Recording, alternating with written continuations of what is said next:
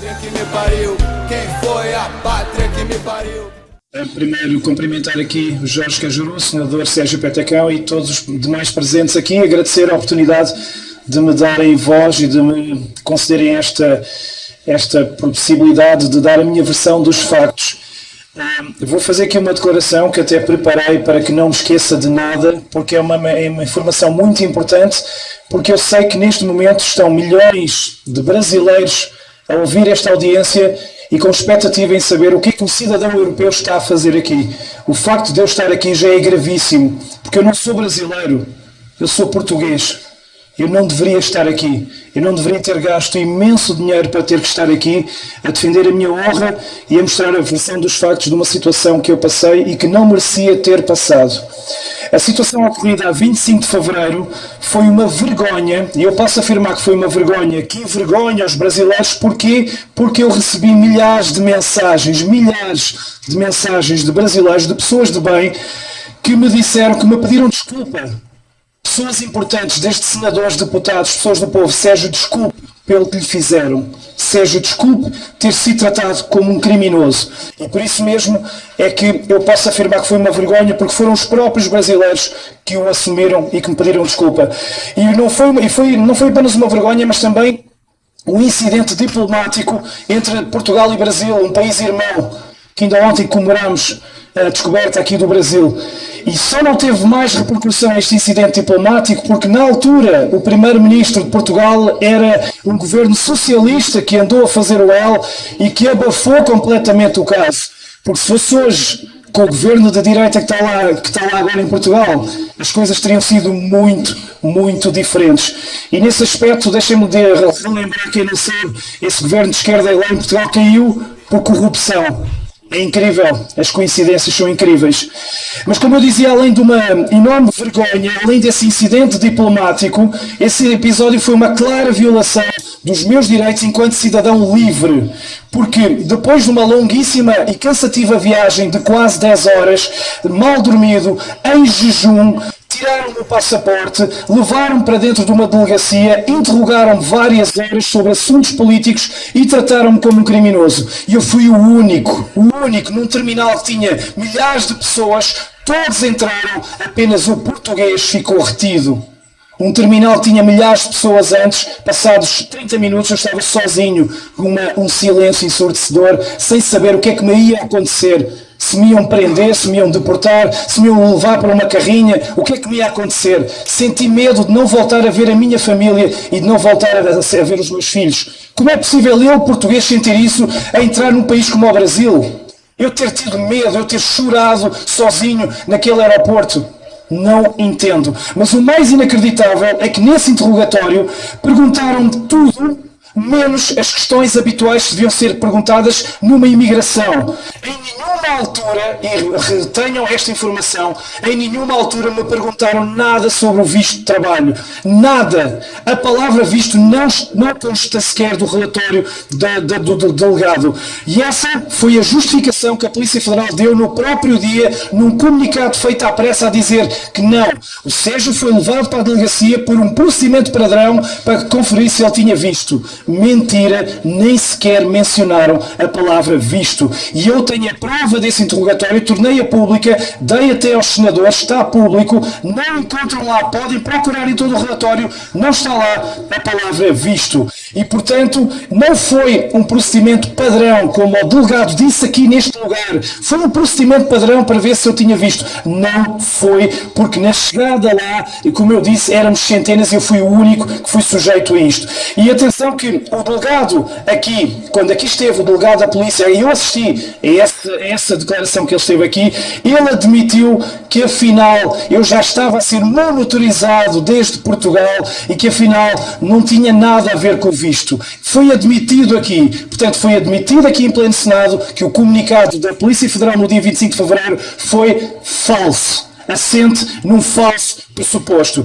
E, portanto, eu quero aqui perguntar como é que é possível uma instituição tão valorosa, com tanta gente de bem, que eu conheço muitos polícias federais maravilhosos, como é que uma instituição publica uma um comunicado falso no dia 25 de fevereiro. Isso não, eu tenho que bater nesta tecla, porque não podemos esquecer, foi falso. Não me perguntaram nada sobre o visto. Portanto, mentiram nesse dia 25. Eu sei que não gostam da palavra mentira, mas não há outro verbo, não há outro adjetivo para isto. Quero também dizer-vos que quem mente é porque está a fazer algo de mal. Eu, se tiver que mentir, é porque eu não estou a fazer as coisas bem. E para a Polícia Federal ter tido que mentir à pressa naquele dia 25, é porque algo de mal estava a fazer. E nessa questão do visto, eu volto a dizer que está comprovado no documento, assinado pelo relatório, essa questão nem sequer se aplicava a mim. Porque eu, como cidadão português, eu podia entrar livremente no país, tinha 90 dias para estar aqui. Eu nem sequer vinha contratado por nenhuma entidade. Não se aplicava, ou seja, além da violação que me foi feita, da mentira que foi proferida no dia 25, mostraram desconhecimento da própria lei brasileira. Como é que é possível uma delegacia num aeroporto internacional onde eles próprios não sabem a lei? Não se aplicava a mim a questão do visto. Nem sequer de perto. Portanto, isto é gravíssimo. Estamos a falar de uma Polícia Federal respeitada, com tanta gente de bem, e de uma potência que é o Brasil. O Brasil é do tamanho do continente europeu, quase, se for preciso, de imensos países. É uma potência. Não consigo entender. Que fizeram isto a mim, que sou um simples repórter português, independente sou, e fizeram isto pelas minhas opiniões.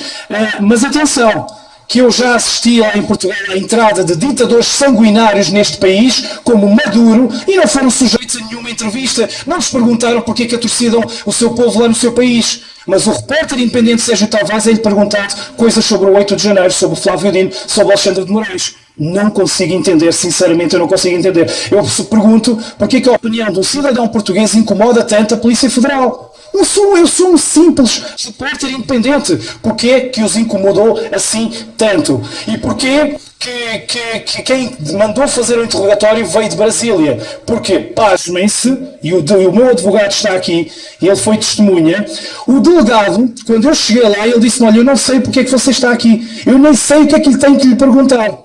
Está aqui a minha testemunha. Ele disse, eu estou à espera de um telefonema de Brasília onde me vão dizer as perguntas que lhe têm de ser feitas.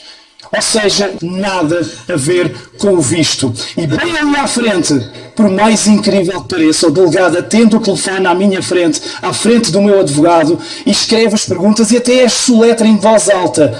8 de janeiro, de Flávio Dino, urnas eletrónicas. E eu estava a assistir aquilo de forma surreal. Que é isto? Um delegado que nem sabe o que é que eu estou aqui a fazer. Em que país é que eu vim parar? Eu não estava a acreditar. E repito, em jejum, mal dormido, há 4 horas, tratado como um criminoso naquela sala, onde saíram as fotografias de lado e de frente onde estão os criminosos. Acabado de chegar a um país como o Brasil. Está aqui a prova. Podem ler, poderei passar este documento, não encontram aqui a palavra visto. Então, as questões foram... Sérgio, o que é que você pensa sobre os atos do 8 de janeiro? Mas o que é que interessa a minha opinião sobre o 8 de janeiro? Eu nem sequer estava cá. Eu estava em Portugal. Eu não tenho nada a ver com o 8 de janeiro. E mesmo que eu tenha a minha opinião, eu sou cidadão livre, eu posso pensar o que eu quiser. Perguntaram-me o 8 de janeiro. A sério. Depois perguntaram porquê que o Brasil, porquê que você é da opinião que o Brasil vive uma ditadura do judiciário. E nessa altura, bem aconselhado pelo meu advogado, não respondi a nenhuma questão, mas quase me apetecia fazer um gesto. Olhem por isto que está aqui a acontecer. Isto não é normal. Não é normal, foi a segunda pergunta. A terceira, o que é que eu penso de Alexandre de Moraes? O que é que eu penso de Flávio Dino? Então isto são perguntas sobre um visto. Flávio Moraes e Alexandre. O que eu penso de Alexandre de Moraes? O que eu quiser. Eu sou um cidadão livre. Eu penso o que eu quiser. Eu penso ao Flávio Dino o que bem me apetecer. Da mesma maneira que eu penso do meu Presidente da República, Marcelo Rebelo de Sousa, o que bem me apetecer. Eu sou um cidadão livre. A Polícia Federal não tem nada a ver com o que eu penso sobre eles. Nada a ver. Questionaram-me porque é que as urnas não são confiáveis. Bom... Porque é que a minha opinião de um português interessa sobre as urnas do Brasil? Também não entendo. Mas uma coisa é que eu sei, é que eles deviam ser os primeiros a saber que as urnas eletrónicas são hackeáveis, comprovadamente hackeáveis, como a Globo noticiou em 2019 numa convenção de hackers em Las Vegas, onde em poucos minutos os hackers entraram nas urnas no mesmo modelo brasileiro. Precisavam de que se fosse eu explicar-lhes isso, um português, eles não sabem isso. Eles não sabem que as urnas eletrónicas só são usadas em países de terceiro mundo. Em Portugal, na Europa, não há nenhum país que use urnas eletrónicas. Nós usamos papel, porque o papel pode ser conferido. O papel, a pessoa sabe no que é que está a votar. Porquê que me perguntam a mim sobre urnas? O que é que a minha opinião sobre urnas tem a ver? Só se tem algo a esconder. É a única coisa que eu tenho a dizer. E depois perguntam-me também sobre imensas outras questões aqui da atualidade política que eu nunca irei entender. Para mim foi, e para terminar, pura perseguição política. Eu tenho a certeza que se eu em Portugal tivesse uma opinião ao contrário, se eu andasse a dizer que Bolsonaro era corrupto, se eu andasse a dizer que ele devia ter sido assassinado com a facada, se eu andasse a dizer que Lula nunca me roubou, se eu dissesse isto, eu tenho a certeza que eu tinha entrado no aeroporto sem problema nenhum. Eu tenho a certeza absoluta. Porque isto está a acontecer tudo para um lado. E eu sou a prova disso. Este episódio que aconteceu comigo pôs a nu essa perseguição política, pôs a nu a censura, a perseguição e a privação dos direitos e a privação da liberdade de expressão, mas sempre a quem pensa à direita, a quem pensa de forma conservadora. Já nós na Europa, até nós na Europa já sabemos isso. E eu passei por isso, porque como eu disse, se eu tivesse a opinião do outro lado, eu tenho a certeza que nada me ia acontecer. Agora eu digo, se eu que sou europeu eu passo por isto, eu imagino o que os brasileiros da direita estão a passar. Eu imagino a perseguição, o terrorismo psicológico que não estarão a fazer às pessoas de direita. Porque se eu que sou europeu, eles nem hesitaram em tratar-me como um criminoso, eu imagino. Agora eu entendo o que é que estão, quando me falavam do Daniel Silveira, quando me falavam do Alan dos Santos, Osvaldo Eustáquio, Ludmila Lins, Grilo, Paulo Figueiredo, Constantino. Eu imagino os horrores que este judiciário não estará a fazer essa gente pela sua opinião, pelo que eles dizem pela boca e pelo que eles pensam. Nunca os vi roubar, nunca os vi estuprar ninguém, nunca os vi serem corruptos. Sempre os ouvi foi falar. Estão a ser tratados, eu imagino como é que eles estão a ser tratados. Se eu que sou europeu fui tratado como criminoso. Portanto, eu quero aqui dizer, e esta é a mensagem principal, que como esses muitos milhares estão a ser tratados como criminosos, em Portugal, no meu país, estão lá imensos jornalistas brasileiros escondidos de forma clandestina, com medo que lhes congelem as contas, com medo que tirem os passaportes, que persigam a sua família, que os matem, que lhes façam tudo e mais alguma coisa. Isto não é normal. Isto não é normal. Ter no meu país brasileiros jornalistas fugidos com medo não é normal. E eu sou a prova disso. Portanto, o que eu quero dizer é que eu sou livre para pensar o que eu quiser. E neste momento, eu já me apresento no Brasil não só como repórter que vem mostrar à Europa o que as televisões escondem, mas como prova viva, eu sou uma prova viva de perseguição política pela sua opinião. E, portanto, eu tenho o direito de dizer aquilo que eu bem quiser, porque, volto a repetir, sou um ser humano livre. E afirmo, aqui no Brasil está um regime que é uma ditadura, e é um regime cobarde, porque quem censura os outros é cobarde. A censura é a arma dos cobardes. A mim, no dia 25 de fevereiro, quiseram-me intimidar, quiseram-me assustar, quiseram-me cancelar, quiseram-me deportar. Eu tenho informações que o grande objetivo era deportarem-me de volta, quiseram-me impedir de mostrar aquilo que as televisões não quiseram mostrar, porque as televisões em Portugal não mostraram nada sobre o 25 de fevereiro em São Paulo. Teve que ser o Sérgio Tavares a mostrar ao mundo inteiro. Portanto, quiseram impedir-me de fazer o meu trabalho de repórter independente. Não queriam que eu viesse mostrar essa manifestação, não queriam que eu viesse mostrar a ditadura, dar voz a quem está a ser alvo da perseguição, da censura, não queriam que eu mostrasse a vergonha a que se chegou em 2024 a este país. Eu peço desculpa, meus irmãos brasileiros, por estar a dizer palavras tão fortes, mas não encontro outros adjetivos. Eu peço desculpa, eu amo este país porque tenho aqui já uma família que me tem recebido como um herói, como um irmão.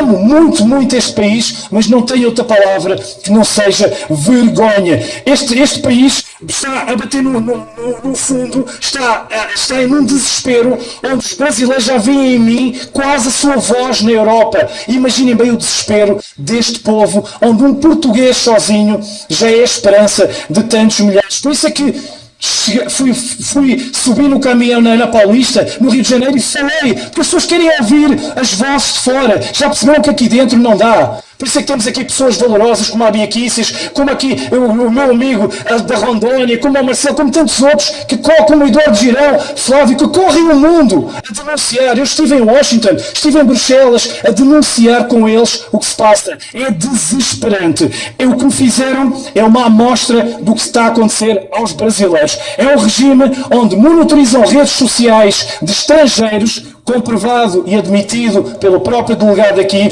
que tenham opiniões diferentes, porque forem estrangeiros que defendam marxismo, comunismo e outras coisas assim, esses entram sem problema nenhum. É um regime que passa a vergonha no mundo inteiro de ser exposto o jogo sujo que as autoridades judiciais estão a fazer nas Big Techs, a manipularem as Big Techs, a manipularem a verdade e as eleições e o pensamento das pessoas através do Twitter, através do Instagram e do Facebook. Está provado. Não sou eu que estou a dizer. Está provado. E está tudo provado. Manipulação completa. Já mais, fizeram também com o seu braço armado com a imprensa. Sabemos o que é que aconteceu nas eleições de forma tendenciosa aqui. E é sempre para a direita, sempre para a direita. É um regime que castiga pessoas inocentes com penas de prisão de 17 anos para crimes orquestrados por eles próprios. Eles próprios. E sim, estou a falar do 8 de janeiro. Por mais que tentem esconder os infiltrados, que apaguem imagens do 8 de janeiro,